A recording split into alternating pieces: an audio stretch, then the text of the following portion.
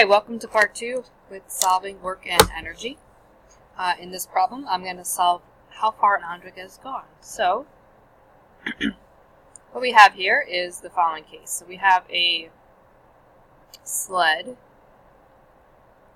and it's been given a kick, so it has an initial speed, 2.2 meters per second. Actually, you know what I'm going to do is I'm going to actually put the speed up here. So this is the 2.21 meters per second, like that. And the question is, how long or how far did it go? Now, something we can assume right here is, at this later point, that the velocity is going to be at rest. So v equals 0, because it's coming to a halt. The question is, what is d? Alright, we know the mass of the sled. I'll put that right here. Mass is 10 kilograms, just like that. And we know that there is going to be some friction because the coefficient of friction is 0.1. So we know that friction will be acting on this object in this direction. So we've already given it a push, so we're not going to include the force of the push because it's gone now. So this is just the sliding part, and it's giving it an initial speed, it's sliding. Alright, so according to the work-energy theorem,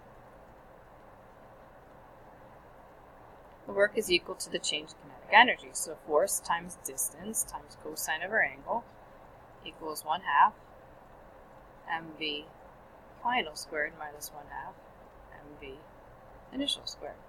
Just like that.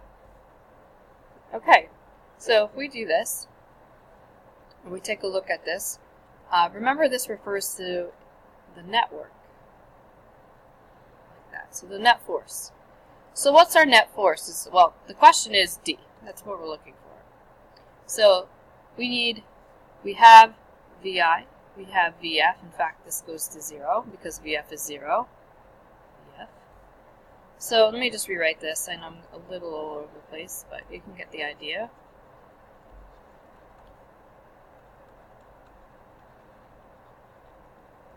Here you go.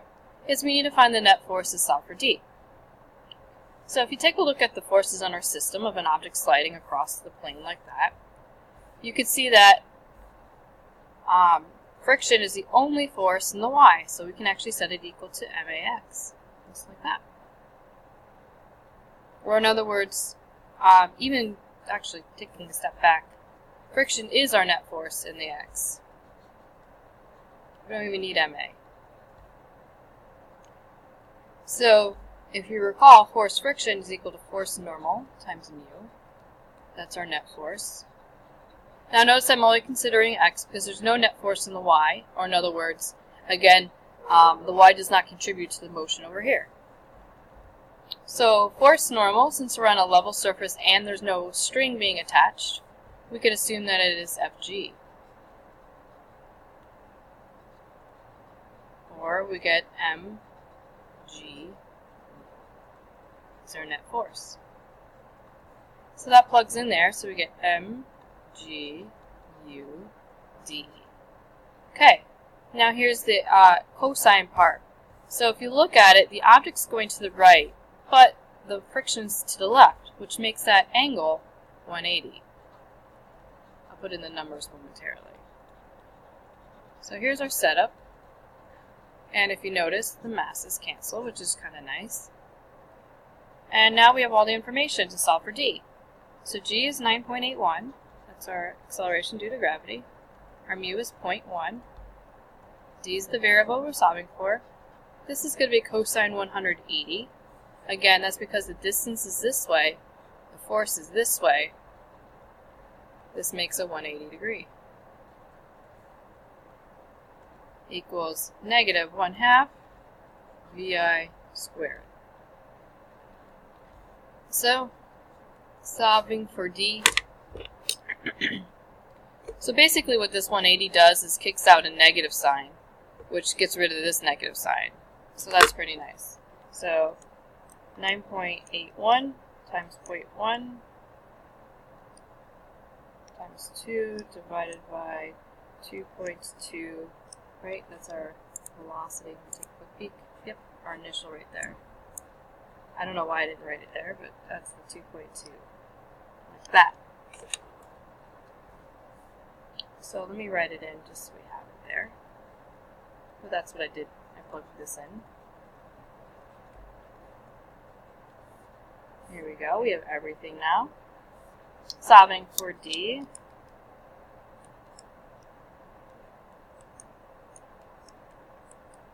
Great. Our final answer is 0.41 if you round it meters. So not too far, which makes sense because it's on a sled on snow. So there you go. That's our second work example.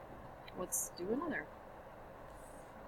So in this one we have Roger Hickey of California. He's reached the speed of that on his skateboard. Suppose it took that much work for Roger to reach his speed from that value and calculate his mass. So work is equal to the change in kinetic energy. And let's see what information we have. So we have the amount of work it took him to reach the speed. So we have work, which is 21 kilojoules. We have the initial as 25 because of the way it's worded.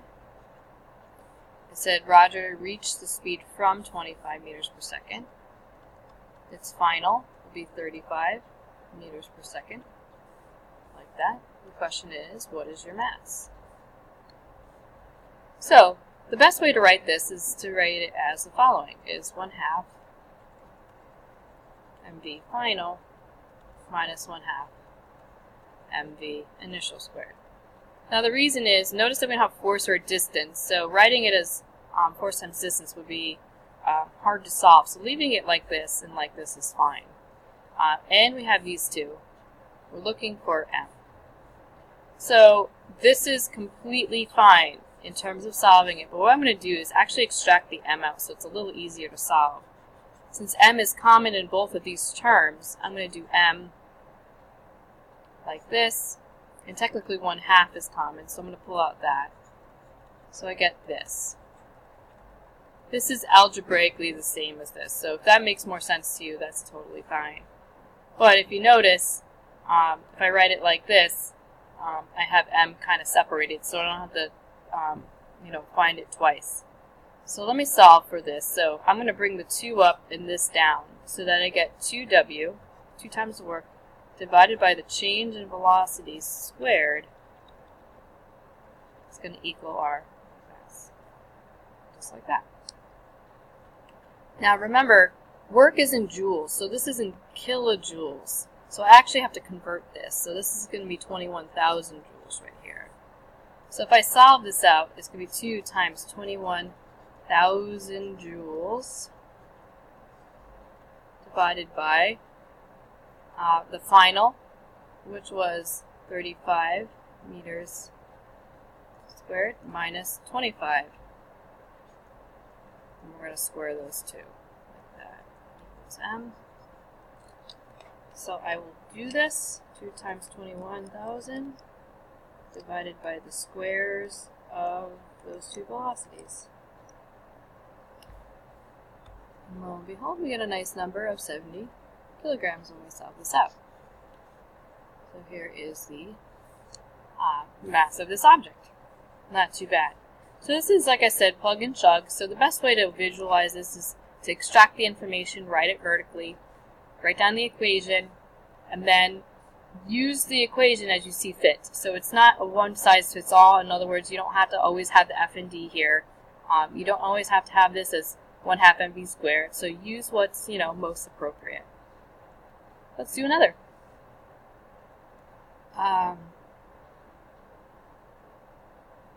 Oh, we did this one in class, so you know what? I'm going to skip this one. Let's do this one. Okay, so now we have an example for increase of potential energy. So let's see what we have.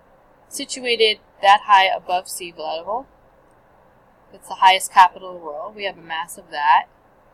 And we're going from another location. What's the increase in gravitational potential energy? So what we have is, we have a person that is this high, we're starting off at the 1860. And then what they do is they get to a location later on that's this high, which is the 4080. So the question is, if we can get the GPE here and GPE here, what is the change? Specifically the increase, because we're going from this height to this height. And remember, GPE is measured,